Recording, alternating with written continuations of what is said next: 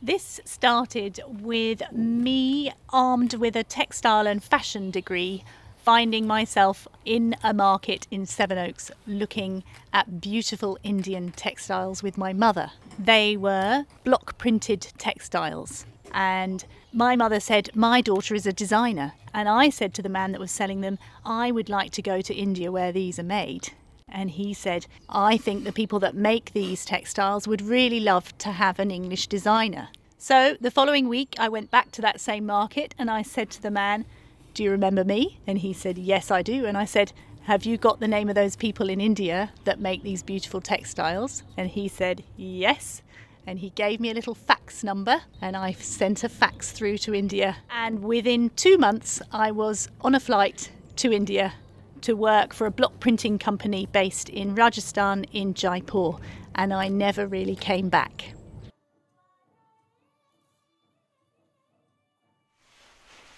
Hello, I'm Joanna Hall, and here I am at one of our shows with Bazaar. Bazaar is my business, and we set up these amazing shows. At the moment we're in the chapel in Westmoreland with all our wares. And what are our wares? They are handicrafts, jewellery, clothing and textiles, all from either India or Nepal. I have worked now for 30 years directly with craftspeople in India, predominantly in India, making and realising a large collection of clothes and jewellery. And I also buy what people are making, like this amazing handmade paper that's just here, block printed fabrics, handicrafts. And twice a year we come to this venue and we set up a show. I've never wanted to shop. We do pop-up events in beautiful places, and here we are at one of them. So we come here to Westmoreland twice a year, where we decorate the chapel, which is at the Pilsdon of Morling community, from top to toe, and we sell our wares here. And the name of our business is Bazaar. So we try to create an Indian bazaar here in Kent. I come into places like this beautiful chapel here in Westmoreland with a team of people who have worked with us to set up the bazaar show. So we have a scaffolding tower, and all the textiles that we bring in are then hung into the alcoves of the chapel to create the ambience that you're enjoying. When I first went to India and I arrived at the airport and I got in a taxi to drive through Mumbai to my destination, I was very pleased that I was inside a taxi, and I did think to myself, what have I done? I'm never going to be able to cope with this, because you drive through a very, very slum area, and well, I had never seen anything like it because I was just a young thing from Kent. The very first thing I thought was, what have I done? And I got in a taxi and I had the name of and an address of where I was going to stay, and it took about an hour to drive from the airport to that place. And on the way, when you land in Bombay, you drive through a huge and extensive slum area, which when you come from Kent and you're 21 and you've never really experienced those things is quite alarming, actually. And I do remember being quite anxious, and for the first couple of weeks I didn't go out on my own very much. And then by that time I was up in Rajasthan, and one day a man that was staying where I was staying actually said to me, one day you are going to have to go out on your own, you know, here in India. And that was enough to push me out, and that was fine. At the time, the people that I was working with were picking me up and driving me to work every day and dropping me off. So I was pretty sheltered for the first time I went there. And now I'm very at home in India, much more so than I am here in Kent, actually. Most of the people that I work with are working from their home. Some of the people that I work with live in a townhouse, and they have one layer of their home is set aside for making. Sometimes there are about 8 tailors on one floor of a household. And it's quite often quite messy, actually, in the tailoring workshops. A lot of scrap material lying around the place, but very jolly. A lot of laughing. People in India are very in the moment. They don't get worried about what's happening tomorrow, and they don't seem to be anxious about what happened yesterday. The dyeing workshops are wet and wonderful. The printing workshops are generally quite big, almost warehouse type buildings with quite a lot of ventilation, because the printing inks, you need to have a lot of ventilation, otherwise it's not healthy. And they have great big long tables and they stretch the fabric out on the tables and print. Some of the printing workshops are much more rural, where people sit on the floor with a bedspread on a little table in front of them and print mud onto fabric. And where you print the mud on the fabric, when you then dye that fabric, it resists the dye, so that's where it's white, where we printed mud. And then when you put that mud into the indigo dye well, the fabric goes blue where there's no mud, and after washing it stays white. That's called resist printing. In printing we have the resist printing. The very interesting thing that people that we work with are using vegetable dyes. So I've just mentioned indigo, but there are two other dyes that are very successful in production. One of them is black, and they call it in India cassis, but the colour is made from fermenting rusty horseshoe iron with molasses, which is like a sugar, and they make this big sludgy fermented black sludge, which is then filtered through a lovely muslin cloth. And that dye, that print colour, can be used to print black on the fabric, or it can be mixed with water to dye fabric various shades of grey. So they use cassis and they use indigo, which is a blue colour, the colour of jeans, which comes from the root of a plant. Then they also use a dye called alizarin, which is a mineral dye, a hot red colour. And one of the other things that they use is a yellow dye that they make from pomegranate skins that are grinded up. Here we have two amazing old Haveli doors, Haveli being an old courtyard type house that they build and live in Rajasthan. We have procured these from a reclaim yard. We go to several reclaim yards in central Rajasthan, in and around Jodhpur. And these places are incredible. They are warehouse upon warehouse, full of bits of old wood, bits of old temple, bits of old house, bits of carved stone. And very often we wander for hours and sometimes days. This particular place where we got these, their business is so vast and huge. We kind of stumbled upon it by mistake one day a couple of years ago, and we were invited in eventually, and we were shown around the first section, which was just amazing, sky high, full of old artifacts, windows, door frames. And eventually we were invited, after about half a day in this place, we were invited to step into a golf buggy which we thought was hilarious, and we were driven around the corner and down another street and into a kind of field where we were driven up and down lines and lines and line upon doors, old doors. It was just incredible, really incredible, and overwhelming, slightly overwhelming. So it's quite hard to choose which doors you think are going to be the ones that you might sell here in England.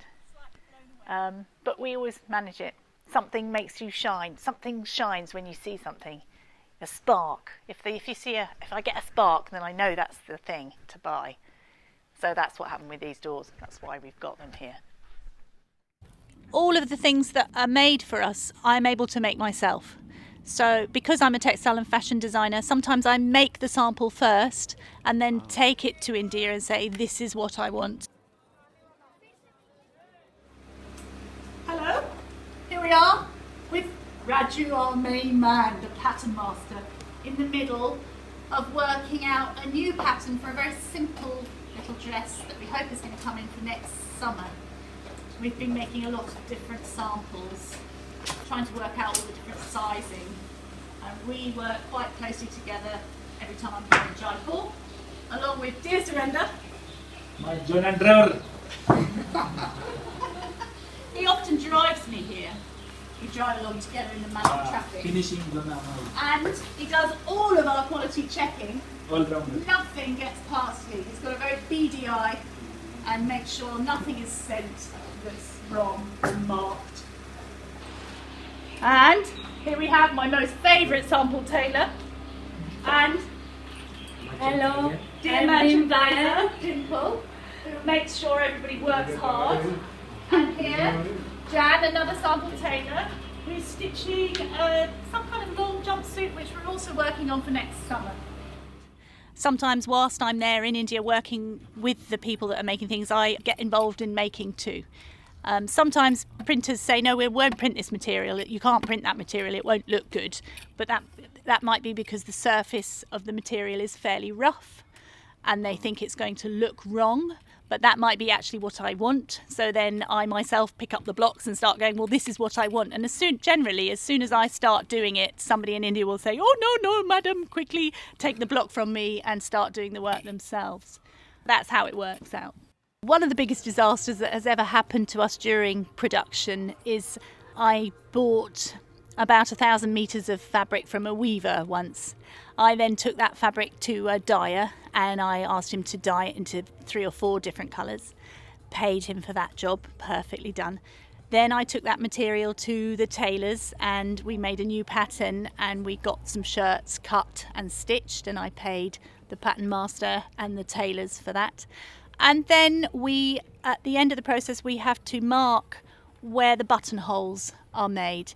And each shirt was marked with a chalk where the buttonhole has to go, and those shirts were then sent to our buttonhole man, who at the time was the only man in the whole town that had buttonhole machines. And he's very busy, this man, and we were rather late with this order, and I pressed him for a few days, and eventually the shirts came back and all of the buttonholes were in the wrong place. So he had actually essentially ruined about 300 or 400 shirts. So that was quite a big disaster. But that's just one of the things you live and learn by, and that's why I spend a lot of time in India, because I do actually have to oversee large proportions of the production to make sure that people are making the right thing and doing the right job. I did actually refuse to pay for him for the job that he had really gone wrong with, and that was rather a long, protracted experience. And eventually we came to an agreement and he continued to do other jobs for us. But it was a disaster. We sent the shirts somewhere else and got them made into bags. People in India don't waste things in the way that we do here. Not one scrap or one thread of fabric is thrown away. And if it happens to be thrown away, then it will be found by somebody else and made into something. Every scrap, every button, every thread we use, and we make new things. There's successes in a small way all the time in India when I go back to people who live very humbly. A lot of the people that we work with are living in very rural India, in the desert, in mud huts, walking for water, milking their goats, making their own butter, grinding their own wheat to make flour.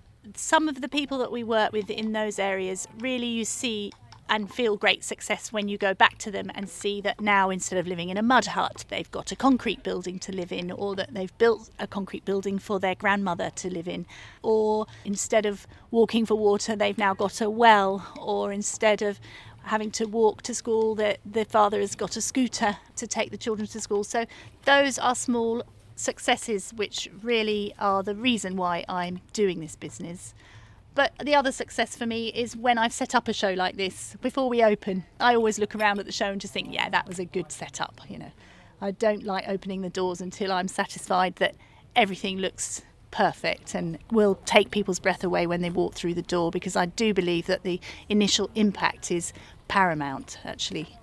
It was my love of textiles that took me to India initially, and then I fell in love with India, and I love Indian culture, I love Indian people, and I find it very adventurous even now. I still find myself feeling very excited and alive when I'm in India. There's another adventure around every corner.